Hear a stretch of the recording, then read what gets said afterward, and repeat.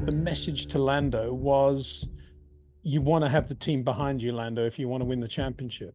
So what is the implication of that? If you don't let Oscar win, the team won't be behind you. I mean, I've never heard anything like that in my 50 years of following Formula One, to be honest. I think that was absolutely out of order. He just wants to win, doesn't he, Peter? Well, he does, and yeah, which is actually, you say, well, so does everybody. Yeah, but Max wants to win. And there's a big difference to his approach and Lando Norris's approach. That was Alan Prost in Oscar Piastri's car and Ayrton Senna in Lando Norris's car. There is absolutely no way in the world Ayrton Senna would have given that win to Alan Prost, to Oscar Piastri. No chance. The same for Nigel. If that was Nigel and Nelson Piquet, do you think Nigel would have slowed to let Nelson Piquet win? I mean, come on. Because he raced the 24 hours of Spa till 3 a.m. in the morning, the day of the race. What do you make of that, Peter? That surely can't help Max Verstappen's performance on race day, right? What I make of it is that if Lando had followed Max's regime, he probably wouldn't have given a win to Oscar Piastri, to be honest. So next question.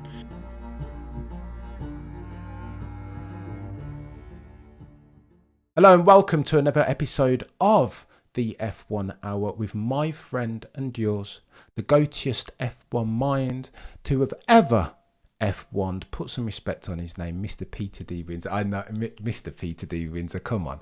Put some respect on his name. How are you keeping, sir? I'm very well, Cam, and you? Yeah, I'm okay, Peter. There's a couple of topics that we need to talk about in the weird and wacky world. Can't imagine what they are. Oh my gosh, Mr. Windsor. Go on then. Let me ask you, as is compulsory, what was the biggest story to come out of the Hungarian Grand Prix, in your opinion?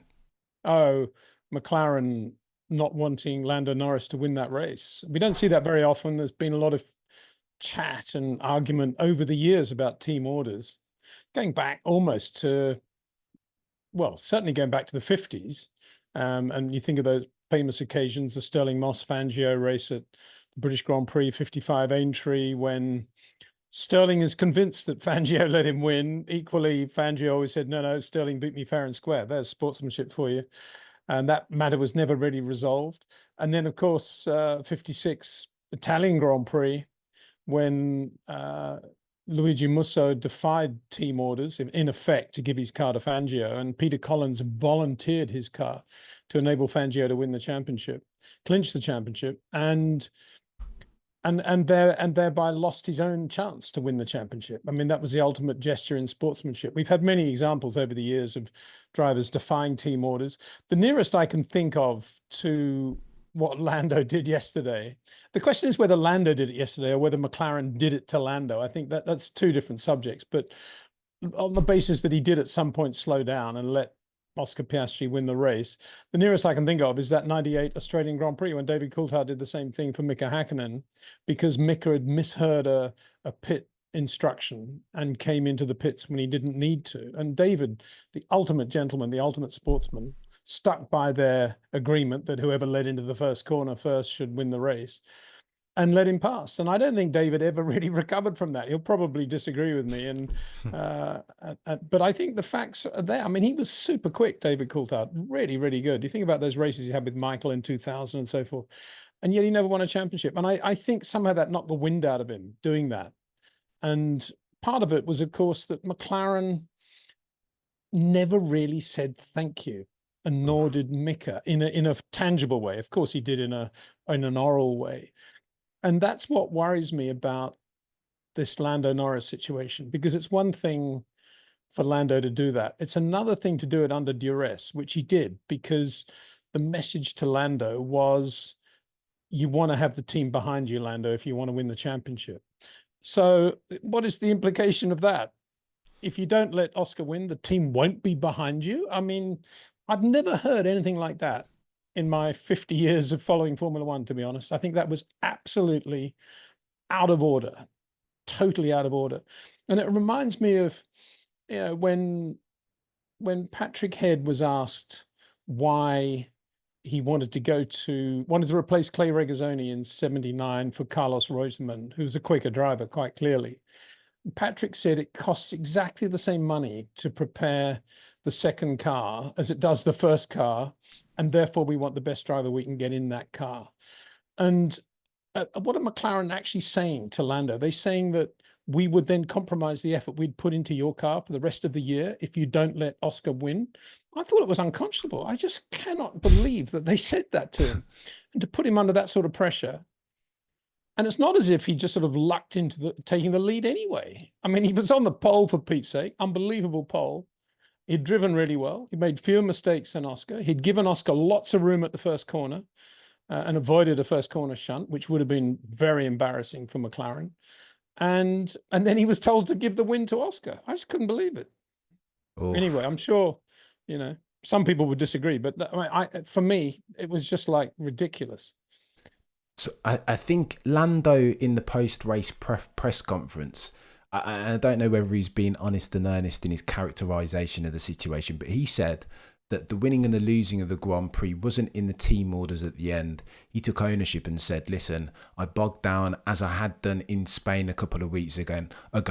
And the transition from first to second, ultimately, that was my bad. Or there was a fault as far as the gear ratios of the team. But the losing of that race, Lando said, wasn't in him ceding towards the end of the race. He said it was off the start, the mistake in inverted commas, and that ultimately is what. Well, I think he's being unbelievably humble and kind there, because the only reason Oscar Piastri got the lead of that race is because he went into that turn one too quickly, and Lando had to turn his steering to the left to avoid him. Oscar's got understeer, using much more than his racing line, and in doing that, of course, Max then has to go into the runoff area to avoid Lando. So immaterial whether Lando made a reasonable start or a good start or a poor start. The point is, down into the first corner, he gave a lot of room to Oscar. So all bets are off then, basically back to square one, I would have thought. I'm amazed Lando didn't talk about that first corner more, because he did an incredibly good job there, I thought, of avoiding Oscar. Yeah, it's a good shout, Peter. And I mean, there were so many different nuanced circumstances. There's Max on Lewis, and the fact that Max overcrowded it. That dalliance, like their battle, ultimately gave Lando the position with which he could go and win that race. It's very difficult to pull apart and understand that the essence of the root cause analysis. But let me ask you this. Go on, sorry. But I'll tell you what, though, Cameron, just before we go on to the next one, I'll tell you what, though, when he got back to his hotel room last night, or into his plane or wherever he was going, and Max looked at the results, I bet he thought, wow, Oscar won that race. That's good. Lando didn't win it, because who's Max thinking about in terms of his only possible championship threat in 2024? Lando Norris. And guess what? He finished second. He didn't win it. That's a great result for Max Verstappen. I mean, it puts the whole McLaren thing into a context that I don't even begin to understand. It's very techie, this, Peter. It's go on, let me ask you the question this way then, because I really like myself Lando Norris. I think he's a brilliant peddler. I think he's quick, like he's right up there with the Maxes and the Lewises, right? But if there's a story that's all pervasive in F1, surely it's that nice guys finish last, Peter. And again, I'm reminded of Schumacher 97 Jerez, Carlos Reutemann 1981 Brazil. Like, these guys, the true goats of Formula One, have that they don't hesitate to get their elbows out and show their teeth, right? That's something almost inbuilt within them. Lando Norris in the press conference used all these words to describe his behaviour. They were all very nice and rosy. It was respectful and honesty and transparency. Let me ask you the question this way then, Peter. Is Lando Norris too nice to be a world champion? Well, I think he is at the moment. There's no doubt about that. I mean, you mentioned Carlos, you mentioned Michael, and let's throw in Ayrton Senna, let's throw in Nigel Mansell, let's throw in Alan Jones, let's throw in, many more. Max Verstappen, who would not, Charles Leclerc probably, who would not have done yesterday what Lando Norris did. And I don't think it's necessarily because he's too nice a guy. I think he's just a victim of the current Formula One world, where it's fashionable to be a Formula One driver as distinct from being a racing driver.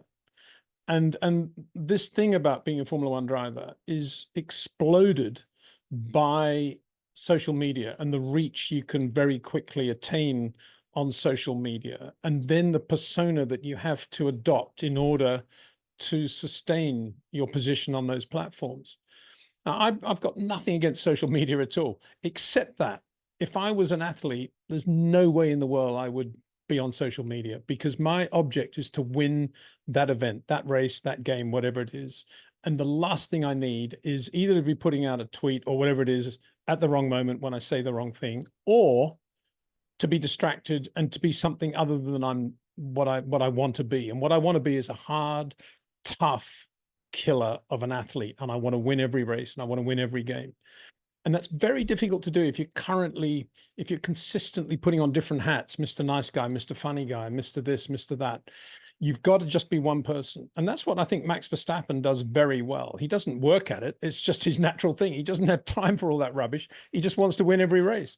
And it's the same with virtually every driver that I've worked with. And I've worked closely with Carlos Reutemann and Nigel Mansell, very closely. And I can't imagine if they were in this era that either of them would bother with social media. I know Nigel does now because he kind of has to in his position, but he doesn't take it that seriously. And he certainly wouldn't be doing it if he was racing today, I can tell you that.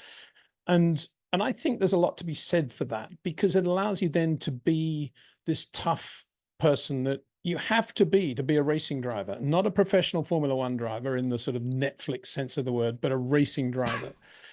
A Max Verstappen racing driver, a Sterling Moss racing driver, a Jim Clark racing driver, an Ayrton Senna racing driver. And you know, there's no way in the world yesterday, if that was Alan Prost in Oscar Piastri's car and Ayrton Senna in Lando Norris's car, there is absolutely no way in the world Ayrton Senna would have given that win to Alan Prost, to Oscar Piastri. No chance.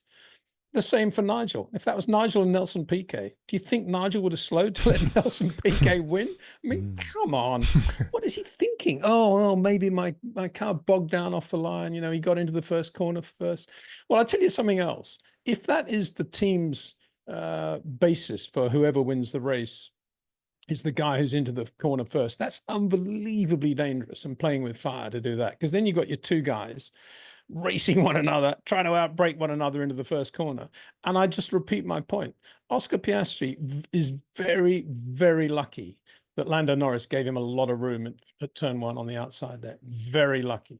Because if, you know, again, if that had been Nigel driving that car and that was Ayrton Senna coming down inside, there is no way Nigel would have given him room. Nigel would have just shut the door on him and waited to see what happened for sure. And this is not going back to another age of Formula One, and Windsor's talking about things when time was different and the drivers were different. It's exactly the same today as it was then. A win is a win and nothing else matters. And that's still the case today.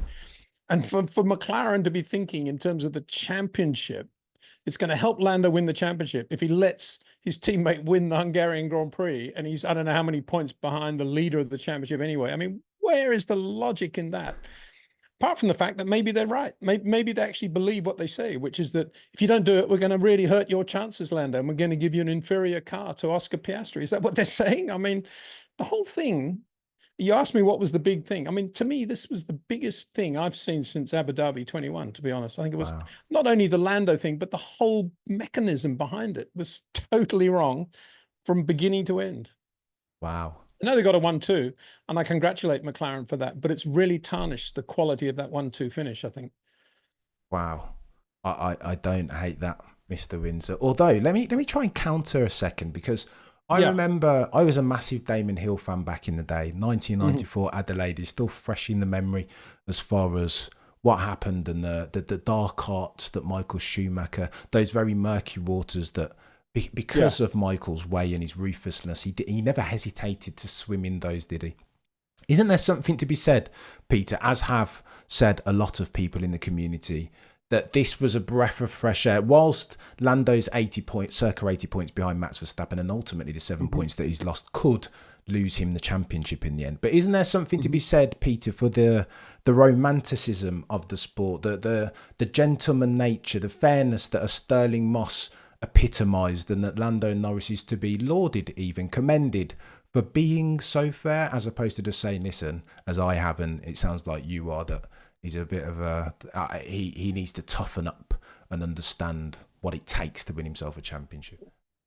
Yeah, except this situation didn't require that sort of fairness, if you see what I mean. This wasn't the championship decider. This wasn't Oscar's done a major favor for Lando. Is Lando now going to pay him back because 2 races ago Oscar gave Lando the win? There's nothing like that to the background here. You could argue maybe the stacking thing at Silverstone, but those conditions were very difficult to make the call. And I still maintain McLaren made the right call there. I know they messed up on the pit stop as it happened, but it could have been worse if they'd had the stack stop. So I don't think it was. I just can't believe it was that. What you're talking about is something that.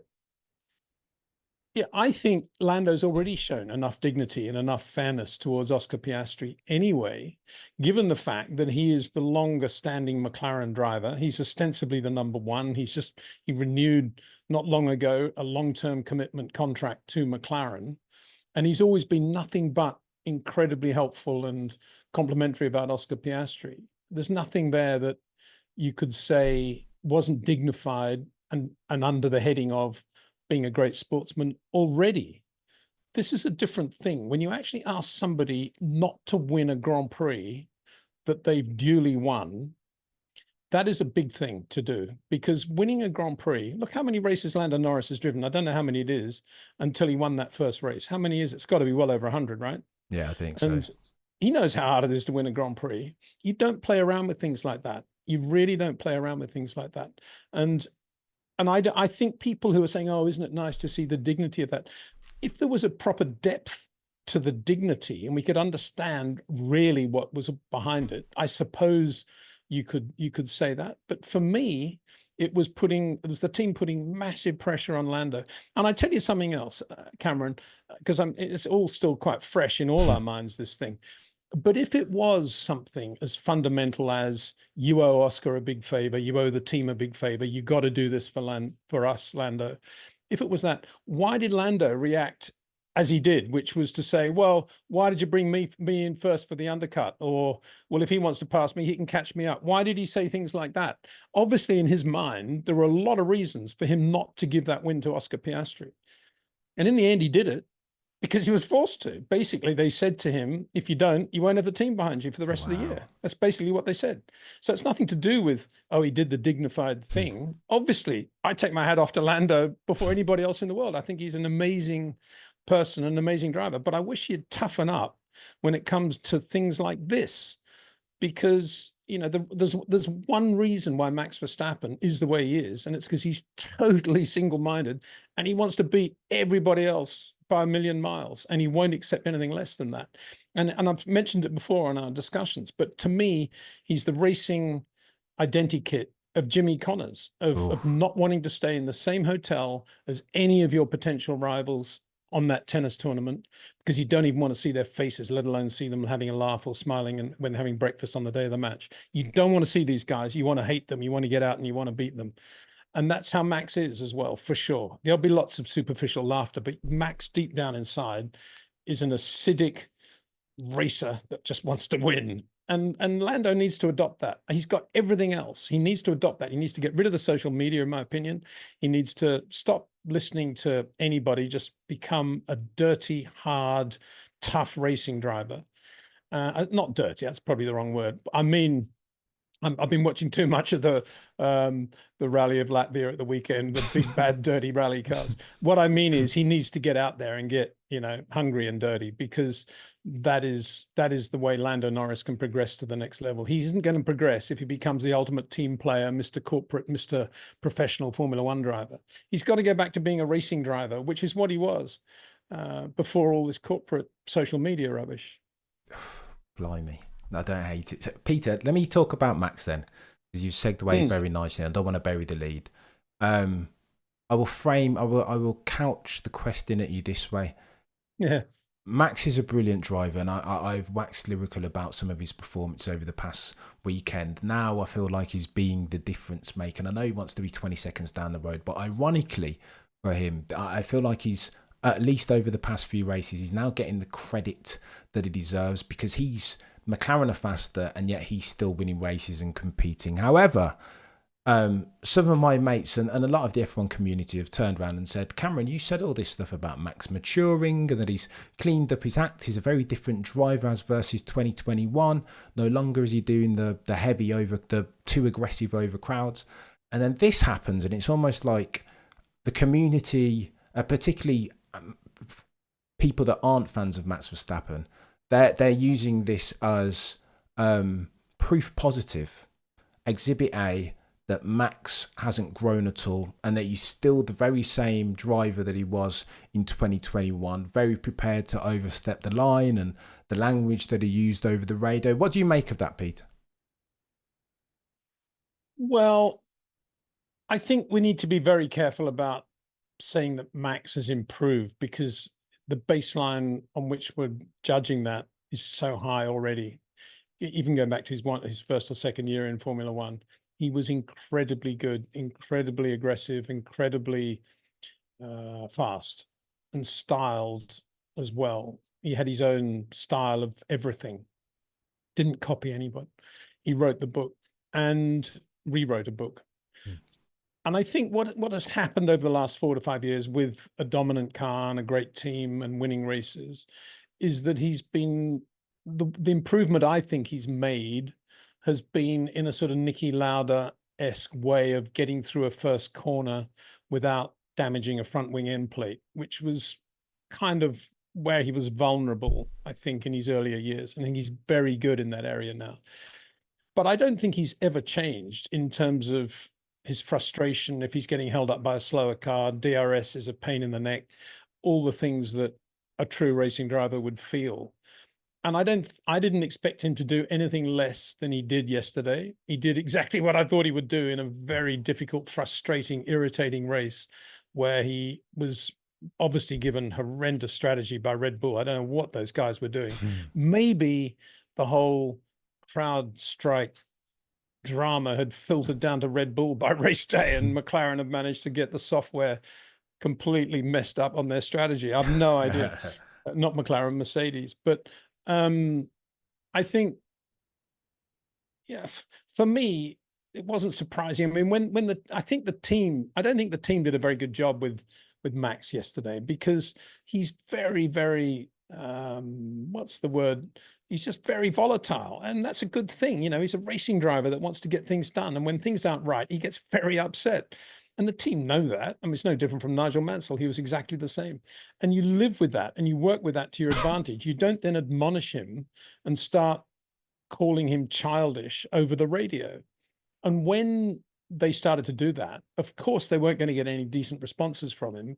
And when they said, oh, we're really worried about the tires, that was a good example of being careful to the tires, Max, in a sort of sarcastic way. No wonder he said, well, I don't really care about the tires. You've messed my race up, my day up so much. I'm just going to go for it now and see what happens. And that, to me, I'm not surprised Max did that. I think it's the same Max that always has been, and I would never expect him to change. And the day he does change, he'll never be Max Verstappen. I think that was totally the correct response. And I think Red Bull handled it extremely badly. And it was all for third place anyway. So, you know, all these people coming in now and pontificating about Max moved to the right, Lewis moved to the left. I think the key point is that Lewis was unbelievably good in defense, just frustrated the heck out of Max Verstappen, who just thought, right, I'll just go for it and break even later here, and locked up. You know, we've seen millions of racing drivers do that millions of times over the years. It was for P3. Dare I say, big deal. You know, I'm afraid that's how it has to be seen. And yeah, of course, a more cautious, respectful driver wouldn't have tried to have brake so late and wouldn't have hit Lewis the way he did. But, you know, this is Max. And I think that needs to be borne in mind in there. And I'm pleased Lewis is able to continue and finish third. I think that was the key thing. If it had taken Lewis out of the race, that really would have been bad news. Wow. But the fact that he was able to continue and he finished third, no big deal. You know, Max got his just desserts and finished fifth. But I'm glad he showed as much fire as he did on a day when he was quite clearly not going to win. And we've seen that already. And I think that's an incredibly powerful thing about Max, isn't it? Because I've known drivers, and we've all seen drivers over the years who, when they've been winning, it's one thing, but when they suddenly their car isn't quite as good as it used to be, they just sort of drone around and wonder if they're even in the race. But that's not the case with Max Verstappen. Every lap counts with Max. He just I don't know if wants that answers all your questions, but that's how I saw that Max's race yesterday.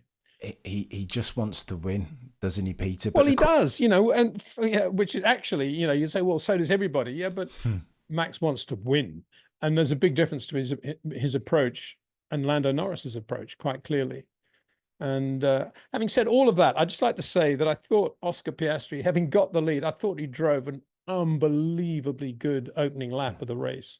Just fabulous. He was throwing the car around on full tanks, and the lead he got on that first lap was sensational. And that was brilliant, excellent. But he was unbelievably fortunate that Lando was so kind to him at the first corner to let him get away with that. I concur with your characterization of Oscar, but I just want to stick on Max for a second, Peter, Yeah. because again, people are going to say that, Cameron, you're not holding Max to account here.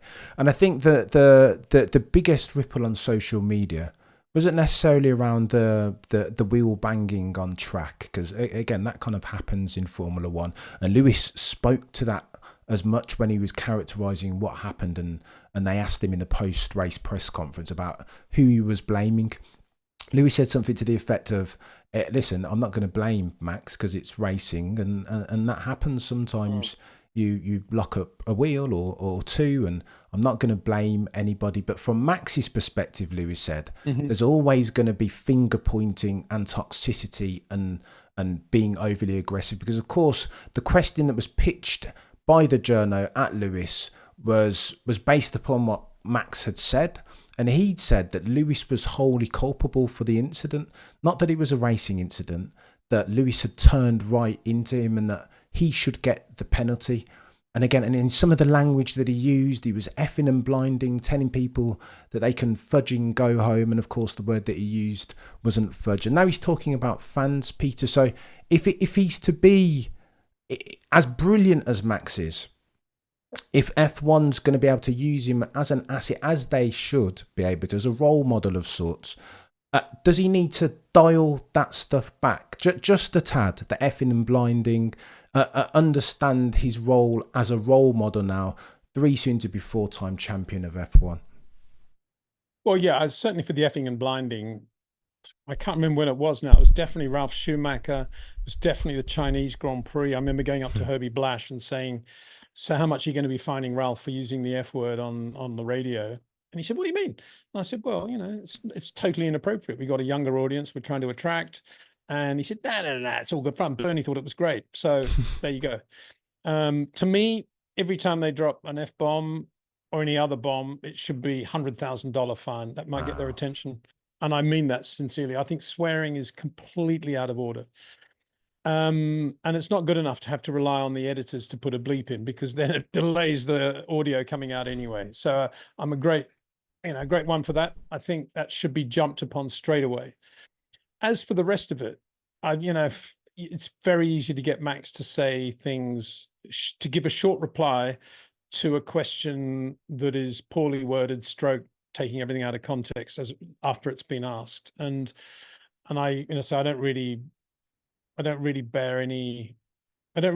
think there's too much credence to be placed on that, how Max reacted to that. Of course, he would say Lewis came across, because he kind of did. But equally, did the questioner say to Max, but you did brake a bit too late, you did lock up? Did he say that? I don't know. No. I mean, because he did. I mean, to me, that was Max's fault. There's no doubt about it. But it'd be classic. But a racing driver isn't always going to admit that it's his fault, is he? Why would you expect him to do that? No. Again, it comes down to social media and media in general asking stupid questions. You go up to Michael Schumacher after the European Grand Prix in 1997, and 3 minutes after the shunt with Villeneuve, is he going to admit that it's his fault? Of course not. Why would you ask the question? And it used to happen all the time with me in my TV days with Speed. You'd see Kimi Räikkönen walking back to the pits, helmet on. They say, quick, get over to Kimi, ask him what happened, And I'd say, well, he's not going to say anything. I can tell you that's why he's got his helmet on. He's not going to, go and ask him anyway, put the mic under his helmet. Of course, they're never going to say anything. And they're always going to try and say whatever's in their best interest. And so, all these questions are asked at the wrong time about the wrong thing. And to me, it was just it was inevitable it was going to be some sort of shunt. I'm just pleased that Lewis got his P3. And I think Max did get his comeuppance because he finished P5. Not that it really worries him, I wouldn't have thought, because he still got some points. And as I say, Lando didn't win. So it was a double whammy for Max yesterday, wasn't it? Yeah, and Dr. Helmut Marko has said as much. I think he said last race that ultimately it's winner chicken dinner, since they're either extending the gap in the Drivers' Championship or damage limitation. Yeah, I can't imagine Max. I mean, it's a good example. Max doesn't think that much about the championship. He's a racer. No racers do. Sterling Moss goes right back to that, doesn't it? Sterling Moss was one of the guys that said we should never have a world championship. Ruins the racing, and he's absolutely right. And it's good to see that Max is one of the few drivers out there that doesn't constantly go on about the championship, bang on about the championship. And it's interesting, isn't it, when you look at F3 and F2, all those young drivers are all conditioned to talk about points in the championship all the time. Oh yeah, good for the points, good for the championship. Forget about all that rubbish. Why have you qualified 11th and finished 9th? It's not good enough. It's a good shout. Peter, let me ask you about this as well, because there was a lot of chat in the paddock pre-race about Max's prep for the Hungarian Grand Prix. Now, we know he likes a cheeky sim race over the course of a race weekend, because that's sometimes where they fall. I know that he raced the 24 Hours of Nordschleife, the virtual one, a couple of race weekends back, and still came out and bagged himself 25 points. But this one was a little bit different, Peter, because he raced the 24 Hours of Spa till 3 a.m. in the morning, the day of the race. And Nico Rosberg said that Lando, by stark contrast, was in bed by 11:05, up at 8:05. What do you make of that, Peter? That surely can't help Max Verstappen's performance on race day, right? What I make of it is that if Lando had followed Max's regime, he probably wouldn't have given a win to Oscar Piastri, to be honest. So next question. I mean, where does Nico Rosberg get off monitoring the sleeping habits of these drivers? I mean, give me a break. If Max is over 21, he knows how much sleep he needs. He knows how to prepare for a Grand Prix. He knows how to think it through. And if he wants to be on the edge, fine. If he wants to have 12 hours sleep, fine as well. But there's a balance, and Max, as I said, has always found that balance very easily and very well. And if his way of relaxing and getting ready for that race is to do that sim at Spa, good. Let him get on with it. I do think Lando was half asleep, to be honest, because he shouldn't have been saying, if you wanted me to finish second, why did you bring me in first for the undercut? He should have been saying, well, what happened in the first corner? I've just avoided a massive two-car shunt for McLaren, and you're going to reward me by telling me to give the win to Oscar? That's what he should have said. Or alternatively, when they said radio check, he should have just stayed silent. And you know what, Peter? You remind me, and again, I've criticised Lando, as brilliant and fast as he is. I've criticised him for being a tad green, almost lacking the devilment of a Max. And surely, if you're managing that in real time and you've got a semblance of race IQ, then surely as soon as they command that they affect the team order, if you Lando, give back the place as quickly as possible, and then use the remaining laps to try and overtake Oscar back. That was the play, and Lando didn't do it. Right? No, but people have said that. I don't think that would have worked at all. For a start, he didn't know quite clearly. He didn't understand, and he wasn't expecting them to give that order in the first place. So in order to try even to work out what was going on, to see whether he'd misheard the message, I mean, that was always going to take 10 laps, wasn't it? And then you slow down and let the guy past. You can't start banging wheels and take them both out. That's what would have happened. So, no, to me, the logical thing that should have happened yesterday is that because of the behavior of McLaren and how bad they were in terms of the way they tried to push Lando into that decision, and the sort of threats they made, the veiled threats they made, what should have happened is that Oscar Piastri should have said, nah, I don't want this win. I'll finish behind Lando. We'll do a mega 1-2. We'll cross the line together, and there'll be another day when I can win a race. I don't want to win this way. That's what should have happened. And Oscar would have become the hero of the planet then. And I'm not saying that, he's not the hero of the planet. I'm sure he is in Australia right now. Good luck to him. And Mark too. Congratulations to them all, and Anne. But I think that was the right result yesterday. That's what Oscar should have done. And people talk about, Lando showed dignity. I tell you what, if Oscar had done that, what would they be saying? Oof. But isn't the issue, Oscar Piastri fans, I can hear them now shouting down the screens at us, Peter. Well, if they're shouting down the screen, they should be thinking to themselves, we want Oscar to win a race fair and square from start to finish, or whatever it is, outbreaking somebody to take the lead with 3 laps to go. We don't want him to be just given a win on a plate like this. It's ludicrous. but And it's, any Oscar and Oscar Piastri fans should feel that way. If they're not Oscar Piastri fans, because the guy is a racer. There's no doubt about it. so my Oscar Piastri fan mates have said that so take Silverstone as an example, that the only reason why Oscar Piastri didn't win or come close to winning that race is because of the incompetence of McLaren, and that's been the theme, right? Over there's been a few opportunities that Oscar's had to take his first victory. What, because of the lack of stacked pit stop? Yeah, as an example. Yeah, but who's to say they wouldn't have had a wheel problem on True. Piastri's car? You can't put it down to one pit stop like that. Yeah. And as I've just said, in a race of changing conditions and rush pit stops and strategies and safety cars, etc., you cannot criticize a team if they decide not to do a stacked pit stop, particularly if they've got one clear driver and another driver who's a younger driver joining the team who's effectively the number two. And I know he's super quick. I know actually he's probably quicker than Lando because of his shorter corners and his ability. But I don't criticize McLaren at all for what they did at Silverstone, other than the fact that they messed up Lando's pit stop. It's not a criticism, it's just an observation. I mean, everybody makes mistakes. Yeah, no, errors are part and parcel, almost the cost of doing business in Formula One. Let's talk about Oscar very quickly. Was he round third base, Mr. Windsor?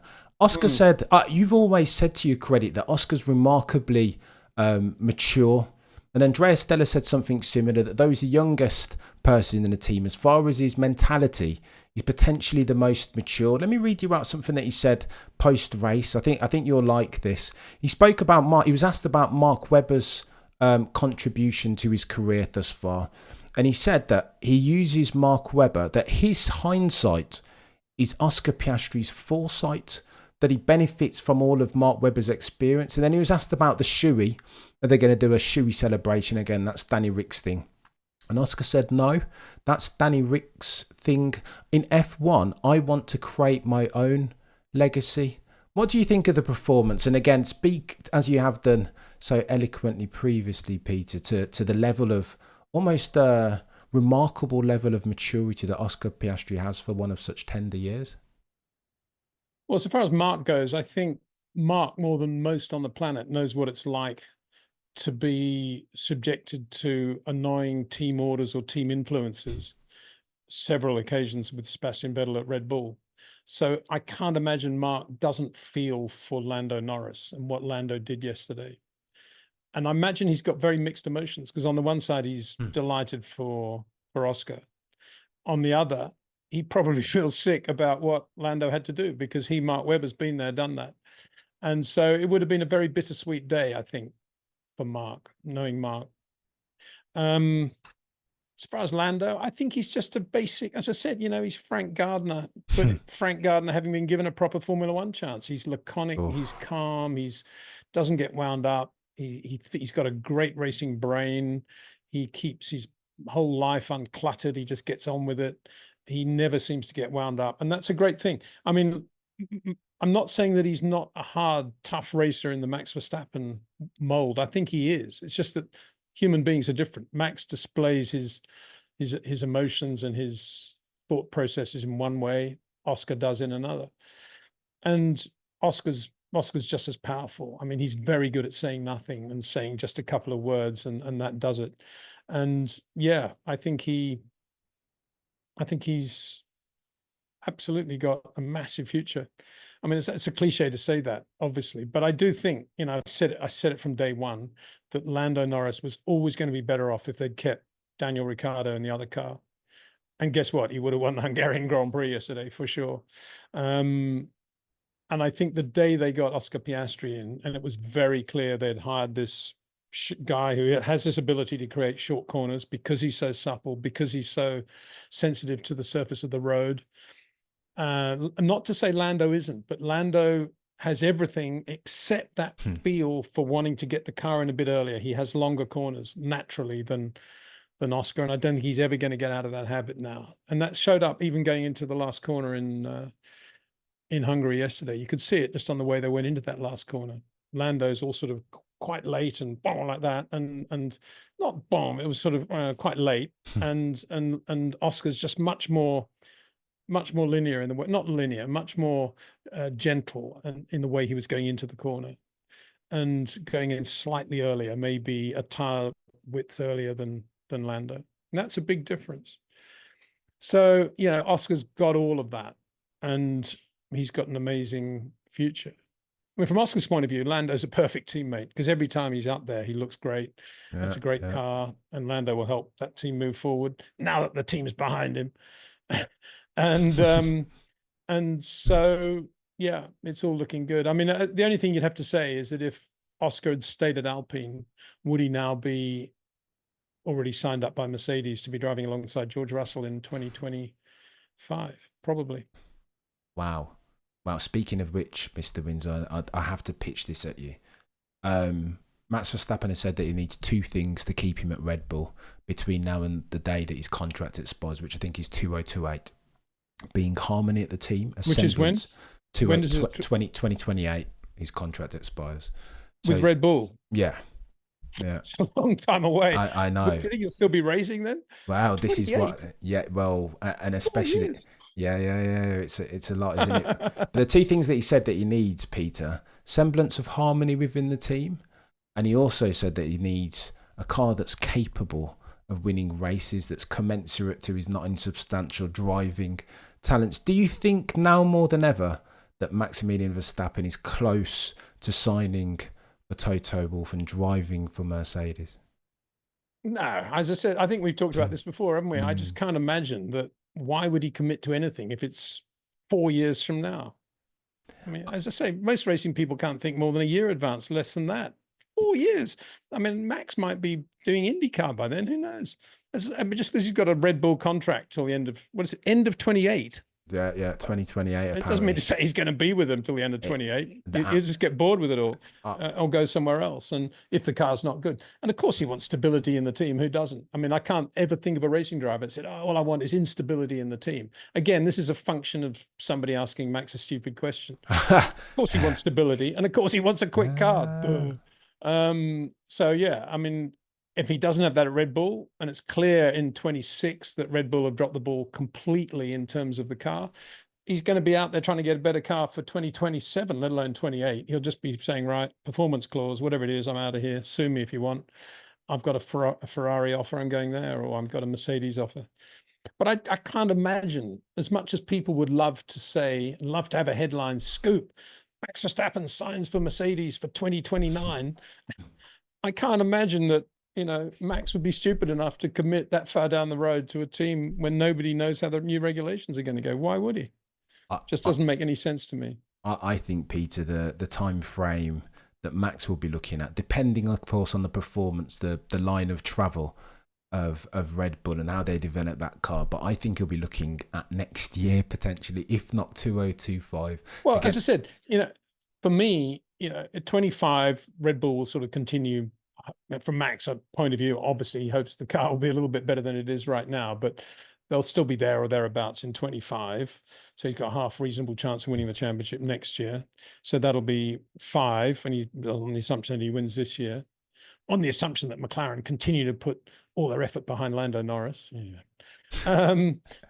But 26 is the big question mark. And none of the engineers, none of the designers, none of the so-called experts have any clue how it's going to be in 26 in terms of who's going to be quick and who isn't, and who's going to have the best power unit and who isn't, and who's going to be reliable and who isn't.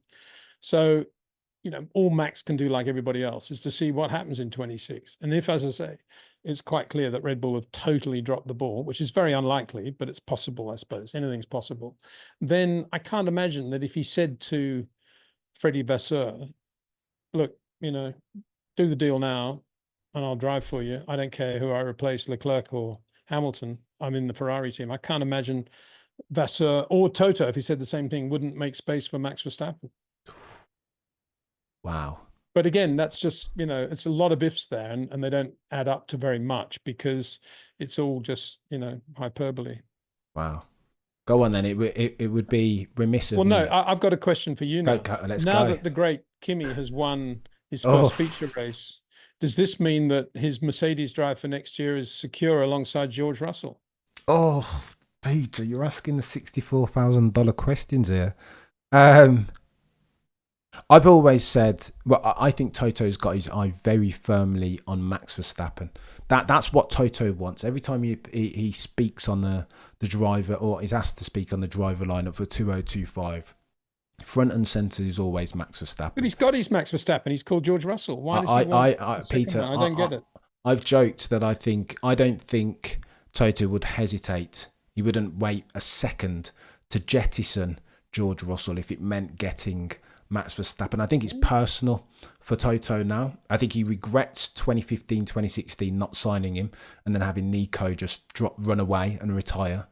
And that's why every single time, literally over the past couple of weeks, I want to say he's been asked 4 or 5 times about driver lineups for 2025, and it always centres around Max Verstappen. It's always... I thought you said he got a contract to 2028. Oh, but apparently contracts in Formula 1 sometimes, Peter, aren't worth the paper that they're written on, right? Yeah. Well, I mean, trying to be serious for a millisecond. For me, the only way Max would go to Mercedes would be if Antonelli was in the other car. I can't imagine he'd want to have George in the other car. I'm pretty sure that would be one of his strict requirements. And I think only because George has been there, he knows the team, and he's not stupid, is he? He'd always want to keep things as simple as he could, and just to enable things to go forward. So but would he jettison George? I mean, George is his pride and joy, isn't he? Did you hear, as an example, and again, I'm probably reaching here, Peter, and reading too much into things, but this post-qualifying, Toto's normally very, what's the word I'm looking for? Very complimentary, almost mollycoddling George in front of the press and media as far as his statements. Mm-hmm. Post-qualifying, though Mercedes and Toto always says, we don't play the blame game here. It's a no blame culture.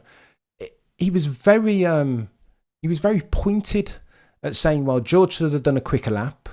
And as far as running out of fuel, we told him that he was meant to do a quick lap, slow lap, quick lap. And he went out there and did fast laps and ran out of fuel. It was almost like it was a 180. It was very much George's to blame. He ultimately said the team is 70% to blame. But just in his tone, it was a marked difference from anything I'd heard from Toto before around George. Yeah, I wouldn't read too much into that. I mean, when a guy like George doesn't get out of Q1, there's going to be a lot of blame, isn't there? Particularly when we see him having that big moment where subsequently Sergio Perez went off. Yeah. And it was greasy conditions, and George in those conditions is always slightly iffy because he's always braking as late as he can, getting the power on as soon as he can, and driving pretty spikily and with very reflexy. So, if anything, what we didn't hear Toto saying was, and I really regret now not doing those days with Rob Wilson with George, because I think Rob probably could have softened out a lot of those inputs that we saw George suffering from today, and he'd be maybe a 10th quicker than he was. I didn't hear Toto saying that, which is surprising, really, because he does know Rob quite well through Susie. So I'm surprised he didn't do that, because he must know by now that George has spikier inputs than Lewis Hamilton. He must know that because it's so clear. You can see it on the track. You don't need to look at the telemetry. Not that the telemetry would show it anyway. And so there's that. Talk to me go on, sorry. I just want to finish. And again, on that point with George Russell, with a driver like George, wouldn't you put in a lapse margin? Because you know what he's like, and you know what he's going to be like on a track that's potentially still a little bit wet, but getting drier. Why would you cut it down to 1 lap? I know weight is significant with fuel, but in those conditions, isn't it a golden rule of Formula One? You just stay out as long as you can for the track just to pick up grip at the last minute. Why would you run it so fine on fuel margin with a track that's getting quicker all the time? I don't get that. Yeah, Toto accepted liability, said that they dropped the ball, that wasn't the program that they should have been running, but it's another mistake. But more significantly, George got beaten by Perez yesterday, didn't he? Oh my goodness. I was going to ask you, with a view not to bury the lead, Peter, 2 final questions. The first I'll pitch at you this way. Put on your Christian Horner cap. What do you do over the summer break with Checo Perez? Because he's got a performance clause in there that says that he shouldn't be he's got to be within 100 points of Max Verstappen. And Well, if I'm putting on my Christian Horner cap, I need to find out why they re-signed him in the first place. And I can only assume that it's because he does bring a lot of money to the team. A. B, he does a lot of good work in the factory, in the sim, with the engineers, blah, blah, blah. And C, on a good day, he's quite capable of winning a Grand Prix in a good car. And as he's proved. So it's all those three things together. And now I did predict before the Hungarian Grand Prix that I thought Perez would go very well in Hungary, despite everybody trashing him in recent races, because it's not that difficult a circuit. It's an annoying circuit in some ways. Chicanes at the top. It's got a couple of nice corners, but otherwise it's fairly, it's not that difficult to drive it well. And I always thought Perez, there were a couple of corners where he would be rewarded with his very good feel for the back end of the car, the traction. And I think he was, to be honest, I hate to use that word, but I think he's a little bit unlucky because he was on the first run in Q1, he was within a tenth of Max. Yeah. And then Max went a bit quicker on the same set as the track dried. And then Sergio lost it exactly the place where George Russell lost it, except that he lost it in a much bigger way with less car control and hit the wall. So it was kind of unlucky or stupid, whichever way you want to look at it. But he recovered well in the race, I think, as I predicted. He would go quite well, and he did, from where he was to finish, what was it, 7th or something? It's not too bad. Yeah, I was about to say... So I don't think you make a change before Spa, because, Spa is this weekend. It'll be after. And again, if the Red Bull's not a bad car around Spa, and I think there's enough evidence to suggest that it will be pretty good at Spa, then Perez should be okay, shouldn't he? He may get a bit spooked at somewhere like Puan, but he'll be all right everywhere else. I think he could go well again, except for the fact, Peter, that his performance, I don't think it's just his underperformance, it's the extent of it. Qualifying season to date, he's currently equalled by Logan Sargent, Peter. He has a lot of stupid incidents. There's no doubt about ridiculous. That. Yeah, it's not a straight fight with Logan Sargent, just that Sergio Perez keeps making ridiculous mistakes. And I'd like to say we all know the answer, but it's not true, because obviously at Red Bull, they don't know the answer. But the answer is send the guy to Rob Wilson and let him do some days with Rob Wilson. Why do they keep... The problem with Perez, he keeps working hard on all the wrong things. Wow. And if they got him to work harder on his ability to use the pedals and the steering in a more gradual way, they would have massive result from him. He's got all the talent. He's got amazing talent from mid-corner onwards. But they've never, ever, at Red Bull, worked on his ability getting into the apex. They just assume that he's a racing driver and therefore he knows how to do it, which is a huge assumption that most engineers make. And it's a wrong assumption. Incorrect. In the same way at McLaren, they probably think that Oscar and Lando drive the same way. I don't know. Wow. I love that. Mr. Windsor, it would be remiss of me not to bookend our conversation with having you talk about Lewis Hamilton. Again, he's another record breaker, as at the Hungarian Grand Prix this weekend. What did you do this weekend? It's a record number of podiums. I want to say it's either 200 or 300. I think it's 300 podiums. No one's ever done that. Last weekend. But does that include drivers who finished second and third at Monaco when they didn't have the podium? Or indeed the Austrian Grand Prix in '64 when they didn't have a podium? I do not know the answer to that question. It's only the winner that got up there. I don't know the answer to that question. I presume so. You get the gist of what I'm saying. Yeah. Stats are meaningless given the number of races they do and the conditions in which they race today. But anyway, sorry, I interrupted. Apples and apples. No, I agree with you, Peter. Talk to me about Lewis's performance and what it means to you, again, that he's still operating at this level, 39 years old. It feels like he's rejuvenated on the back of his landmark win at the Silverstone Grand Prix. How did you rate his drive this weekend? I wasn't surprised by it. I don't think it was necessarily related to anything he did at Silverstone. I think it was about what you'd expect. It was a bit disappointing only to be P3, Mercedes off the pace again, compared with the customer team. George didn't have a very good weekend, didn't drive very well, a bit too spiky when the conditions were dodgy in qualifying. And Lewis just scraped through, I think. Was it Q1 or Q2? He just scraped through one of those two. Q2, I think. And then finished third. But I thought, what we saw from Lewis yesterday was was a case study in how to drive in defense. And as I said in the video yesterday, against all this clamor for more overtaking and making it easier to pass the cars and more DRS zones, that was an example of why we don't need all that rubbish, because the art of defense is just as excruciatingly brilliant as the art of attack. And Lewis Hamilton yesterday was a case study in that. And whatever Max wanted to do, Lewis was right there. And he was just anticipating everything Max was going to do. And I thought it was a beautiful piece of driving. The shame was that it was for P3 and that Mercedes were relatively slow, and that, you know, Max was wound up and was inevitably going to try something deep under brakes. And so it all ended in tears to some extent. But as I say, I'm pleased Lewis finished third. But again, you put it into context. It was only P3, and that doesn't mean a lot, really. It shouldn't mean a lot. If it does, then, you know, the team's going in the wrong direction. Yeah, agreed. Mercedes are doing something wrong, but improving. Mr. Windsor, you've been an absolute Well, are they legend. improving? I don't know. I think they're improving relative to Red Bull, but they're not improving relative to McLaren, are they? I don't think they are. I think McLaren have caught and passed them, haven't they? Yeah, I think... it's easy to say that. I mean, Mercedes like to say that, but in terms of, I mean, they should be where McLaren are. There's no doubt about that. So true. With the facilities and the backing and everything else they've got, they should be right where McLaren are, if not slightly ahead of them, and they're not. And that's still surprising, I think. Yeah. Very surprising. The customer team are doing better than the works, Peter, as they say, and that should never happen, per your assertion. Mr. Windsor, you've been super kind and generous with your time, as always. I can't put words to how much I enjoy these back and forths with you about all things F1-age.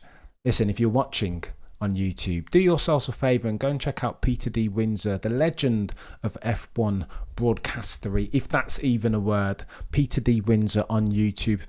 Shortly thereafter, go and check out the Peter D. Windsor podcast, the Short Corners podcast, on all good podcasting platforms. If you're watching this on the interwebs, YouTubes, do me a favour, smash the like, comment, subscribe. If you're listening on a podcasting platform, 5 stars, por favor, and follow. It all helps. Every little bit helps. Peter, you've been a legend. Thank you so much yet again, as always. I've been Cameron F1. Between now and next time, remember to look, but never stare.